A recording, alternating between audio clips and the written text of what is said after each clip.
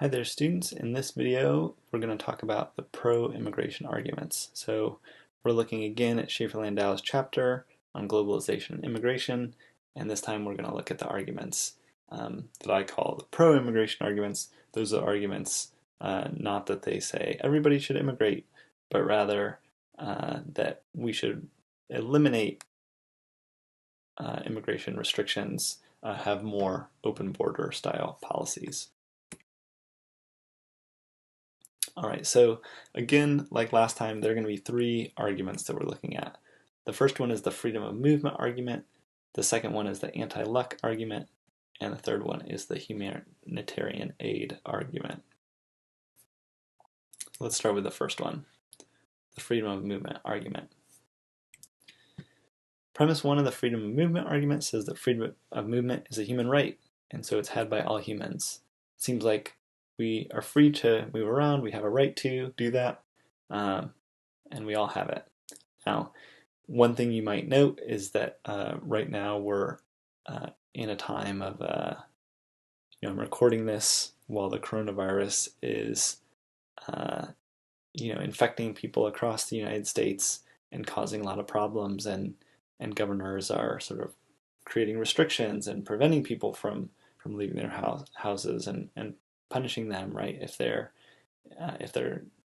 acting irresponsibly, gathering in large gatherings and things like that. And so you might think there are at least times when freedom of movement is restricted and that right gets contained, but generally speaking, right, as long as those worries aren't there, we think that people can move around as they want to. So premise two says that if we've got that freedom of movement or that right to freedom of movement, then we can go wherever we like. And the conclusion says that therefore every human has a right to go wherever he or she likes.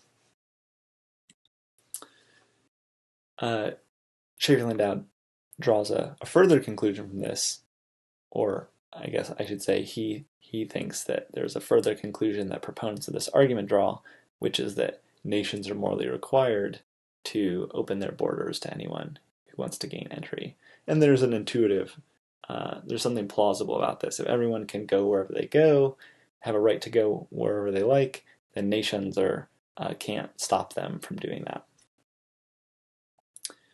Now the objection we're going to look at here is an objection to premise two. Shafer-Landau is sort of worried about the inference from conclusion one to conclusion two, but I don't find that worry quite as plausible as he does. It does seem to me like if we have a right to go wherever we want, then nations can't stop us from doing that. That move seems fine. I think the thing that seems more questionable is premise two, this claim that the freedom of movement entails going wherever you like. And the thought is that that's just not true, right? So we do have a right to move around freely, but that right isn't infinite. It doesn't allow us to go wherever we like because we can't go crash a celebrity wedding, for example. We can't drop by the Oval Office and hang out with President Trump. There are some things we just can't do, even though we do have the freedom of movement. So that right is restricted. Now, I'm going to sort of set this argument aside because I don't think it's the best argument for open borders. So let's move on to the next one.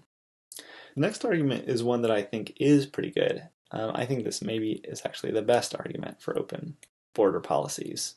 And the argument goes like this.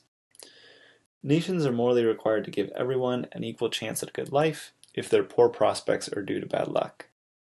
That is, circumstances beyond their control. The idea here is that we want to sort of equal out the opportunity that everyone has to be happy. Premise two says that wealthy nations are able to do this, right, by opening their borders. So the thought is that people who are born in Central America have a harder time living a good life than people who are born in America. And so America has a kind of responsibility to open its borders and allow people from Central America to enter. Conclusion, wealthy nations like America are required to open their borders. Now how are we going to object to this argument? Shafer-Landau thinks that both premises are potentially ripe for objections. We're going to start with an objection to premise 1. So the thought here, the question here is like, are nations really required to give everyone an equal chance at a good life? And the worry in particular is that this requirement is too demanding. If nations were to act in accordance with this, they could be exploited. So the thought is something like, if America is willing to sort of accept anyone in and help anyone out, then other nations, say Canada, for example, might say, well, we don't really have to treat our citizens very well. America is always happy to help them out. And so we will treat our citizens pretty poorly. They can just go to America and have a good life there. And if that were the case and sort of all the nations saw this happening, they might sort of worry about America might sort of be overrun with people leaving these other countries, and things would get really bad. And so there's this question about whether or not premise 1 is too strong. Is it requiring too much of wealthy nations? But let's say that premise 1 is true. They are required in some sense to give everyone a shot at good life, or something like maybe as many people as possible a fair shot at a good life. Let's say we accept that. Should we accept premise 2? There's some reason to think that we shouldn't. So even if premise 1 were true, right, wealthy nations could usually meet this requirement by providing aid. That is, they wouldn't need to allow open borders in order to give people a good shot at a good life. So the thought is, when Canada is mistreating all of its citizens, the United States doesn't have to accept the citizens in, but rather they can sort of provide aid, whether that's in the form of food or money, whatever it is that the least well-off Canadians need to have a decent life. Now this note isn't always going to be true. So there might be times at which the Canadian government is persecuting its own people, such that they can't live a good life in Canada. In a case like that, right, then open borders would be necessary. And so I think what this argument's pointing to is that when you have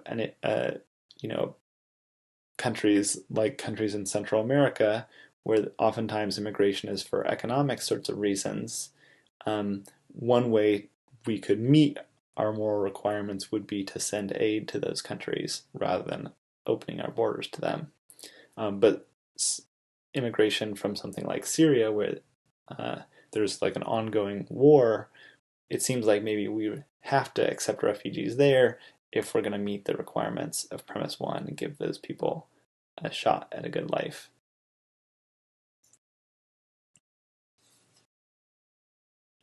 Finally, the third argument is the humanitarian aid argument. First premise of that argument is that if we're able to drastically improve someone's life at relatively little cost to ourselves, then we're obligated to do it. Premise 2 is that opening our borders to immigrants would drastically improve their lives at a relatively low cost to ourselves. And the conclusion is that we're obligated to open our borders to immigrants. Now, this argument, I think, is similar to the anti-luck argument in certain ways, right? It's got this sort of justice type of bent. It's trying to maximize the happiness of other people and saying we've got some positive duty to help other people. It's vulnerable to sort of similar kinds of objections as the previous argument. So looking at premise 1, we might again worry that this requirement's too demanding. Again, if a nation were to act in accordance with it, it could be exploited. And in fact, I think this argument is in a way like even more, premise 1 here is like even more problematic than premise 1 of the previous argument in this way. Just that if premise 1 is true here, that means that not only do we need to help people, but if they sort of like continually blunder and waste the help that we're giving them, we need to continually help them.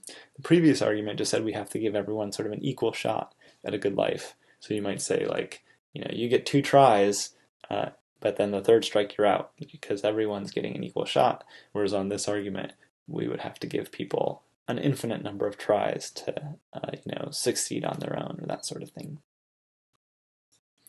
So premise one looks problematic, but whether or not it's true or false, it's not so obvious, right? So remember the drowning child example, Bob's Bugatti, the example we talked about earlier. I think there is, despite the fact that we could potentially be exploited because kids keep running onto the tracks, kids keep running into the water and drowning in shallow ponds, whatever the case, I think there is some plausibility to the thought that even though they keep messing up, right, we do still have a responsibility to save them. We can't say like, well, that kid has been drowning in that pond 2 times already, and I'm not going to save them the 3rd time. It seems like we do have to save them the 3rd time. So although there's some problems with premise 1 here, or some worries about it, there's also a pretty powerful intuition behind it. The other objection, right, maybe if we even accept premise 1, we might have a worry about premise 2. So the objection to premise 2 points out that although opening our borders to immigrants is unlikely to cause significant harm to the national economy, right? And premise 2 points out that like opening the borders is going to have a low cost to us. And while that's true of the national economy, it's not really true of the least well-off Americans. So it might be true that allowing immigrants into the country isn't bad for the country, but also true that letting immigrants into America is really bad for the least well-off Americans, who are then going to maybe lose their jobs. And again, if there aren't the social protections like healthcare or welfare, things like that, then the least well-off Americans are going to be very well off as a result of opening the borders. So again, I think that the potential response here, right, that the person in defense of open borders is going to say is that, well, we should just beef up those protections, and then immigration is not going to hurt the least well-off people in the U.S. All right, so again, I would challenge you to think about which of these arguments do you find most promising? How would you respond to the objections to those arguments? So if you find yourself being on this side, thinking that we should open our borders, you might think about, is it one of these arguments that you find most plausible?